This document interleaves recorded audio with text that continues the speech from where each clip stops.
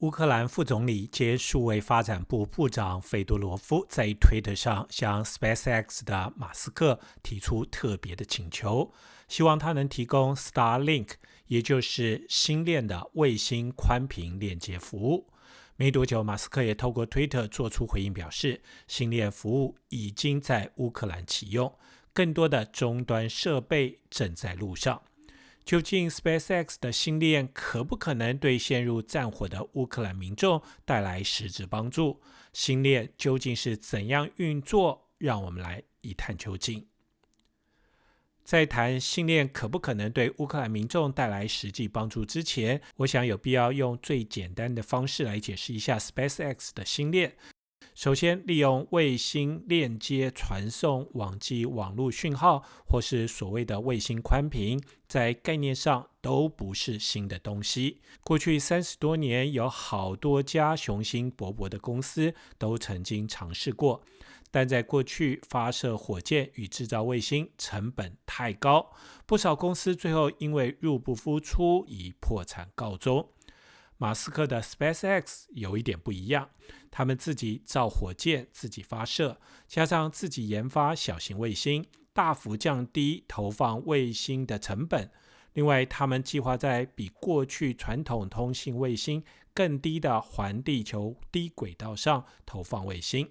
这样可以增加上下载的速度。不过，由于高度降低，需要相对多的小卫星才可增加覆盖面。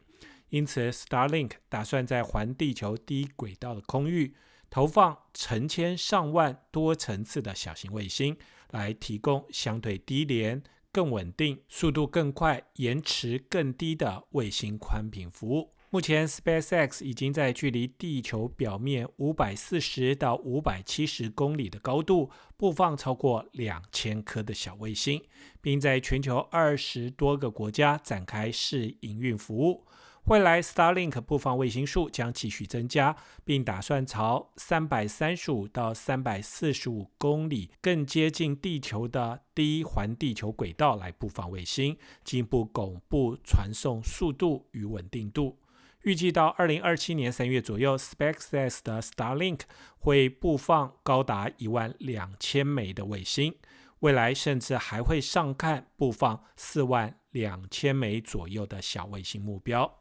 这是基本 Starlink 运作的粗浅概念。值得注意的是，许多人认为在目前地面宽频服务发达的地区，无论就网络的速度、资费和链接的便捷性， Starlink 的竞争力相当薄弱。这样的说法也没说错。不过 Starlink 本来现在标定的 Target 用户就是针对偏远地区链接宽频服务不容易地区的民众。这样说起来，现在饱受战火的乌克兰，许多地面网络通讯塔遭到摧毁，似乎 Starlink 刚好派得上用场。这样的说法不能算错，只是在战乱灾害地区实际操作起来，可能要比想象中要麻烦许多。因为要接上 Starlink 卫星宽频服务，跟以前许多传统卫星网际网络服务一样，必须要透过类似被称作中耳朵或是小耳朵的卫星碟，加上路由器等，才能链接宽频讯号。也就是说，不可能用目前大家在用的智慧型手机直接链接星链，必须要有这一整套马斯克所谓的在路上的终端设备，才可能连接上星链的卫星宽频服务。缺了这套终端就很难链接，也就是连不上线。另外，没有电源，一切也都是白搭。